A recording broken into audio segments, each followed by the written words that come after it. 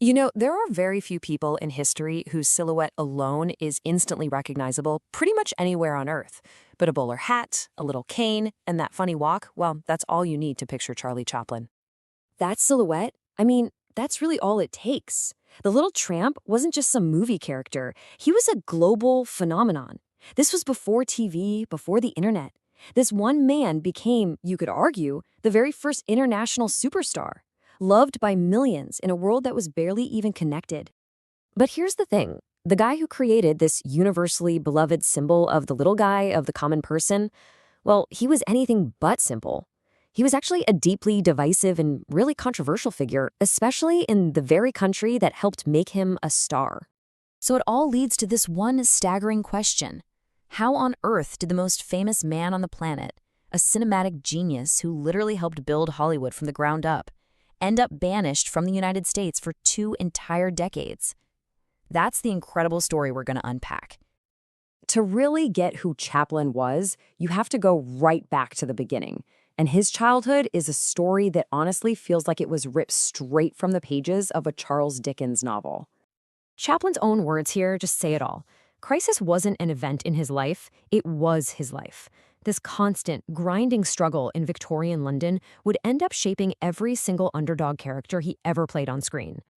And the reality of it was just brutal. His dad was gone, his mother, Hannah, was desperately trying to make ends meet while battling severe mental illness.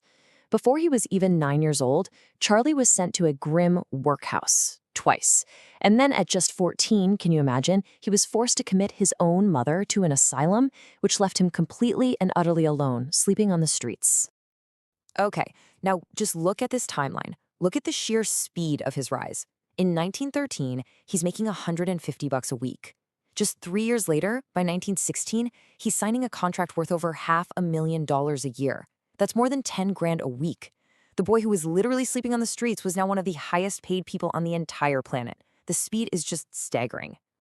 But you know, for Chaplin, it was never just about the money. He was an artist, and he craved something way more valuable than cash: total, absolute control. He was about to build his own creative empire. He was not going to be just another actor for hire, no way. To guarantee his artistic freedom, he co-founded his own studio, United Artists. And think about this list. He wrote, directed, produced, edited, starred in, and even composed the music for his own films. In every possible sense of the word, he was the movie. And this right here, this was his creative fortress. His own studio, built right in the heart of Hollywood. In here, there were no studio executives breathing down his neck. He could be a relentless perfectionist, spending years, literally years, on a single film, shooting hundreds of takes until every last frame was exactly how he saw it in his head. And then, the biggest threat to his art form arrived: sound. As the entire industry just stampeded towards talkies, Chaplin flat out refused. He truly believed that dialogue would just destroy the universal language of his tramp. It was an incredible artistic and financial gamble. But what did he do? He released 2 silent masterpieces, City Lights and Modern Times, long after the rest of Hollywood had given up on silent films. Okay, so this is where the tide really begins to turn. The same fierce independence that made him such a brilliant artist, well, that was also going to lead to his spectacular downfall in America. It wasn't one single thing that did it. Instead, the 1940s brought this perfect storm of political pressure, personal scandals, and shifting public opinion that would completely upend his relationship with the American public. So let's break down this perfect storm. First, his art gets way more political, with his incredibly daring Hitler satire, The Great Dictator. Then, America plunges into the Red Scare, this period of intense anti-communist paranoia. Chaplin's refusal to become a U.S. citizen, plus his progressive views, made him a perfect target. The FBI opened a massive file on him. And then, on top of all that, his personal life just explodes in the tabloids. From a really messy paternity suit to his marriage to an 18-year-old when he was 54. The feeling against him became just venomous. And this wasn't just some angry person writing a letter. This was a sitting U.S. congressman in 1947 declaring from the floor of Congress that Chaplin's life was detrimental to the moral fabric of America and that he should be deported. I mean, the tide had completely turned. And then, the final blow. In 1952, he's on a ship, sailing to London for a movie premiere, and he gets a cable. The U.S. Attorney General had revoked his re-entry permit, just like that.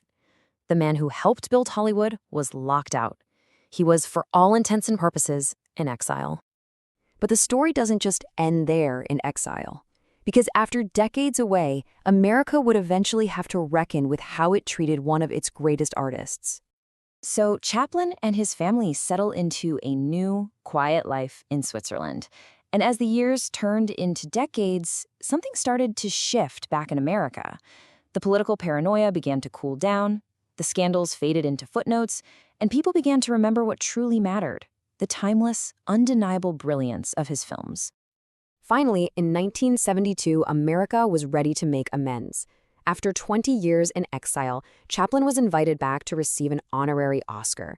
And the moment he appeared on that stage, the audience just erupted. They stood and they applauded for 12 solid minutes. It's still the longest standing ovation in Oscar history.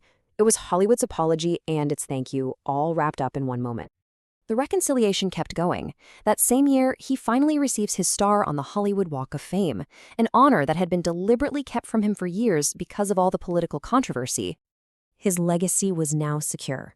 As the legendary filmmaker Andrei Tarkovsky once said, Chaplin is the one figure in cinema history whose work can never grow old. It's just so true.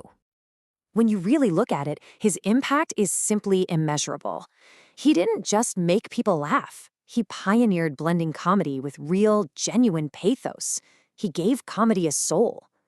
The Tramp is still an immortal icon, and his films are permanent fixtures on pretty much every list of the greatest movies ever made.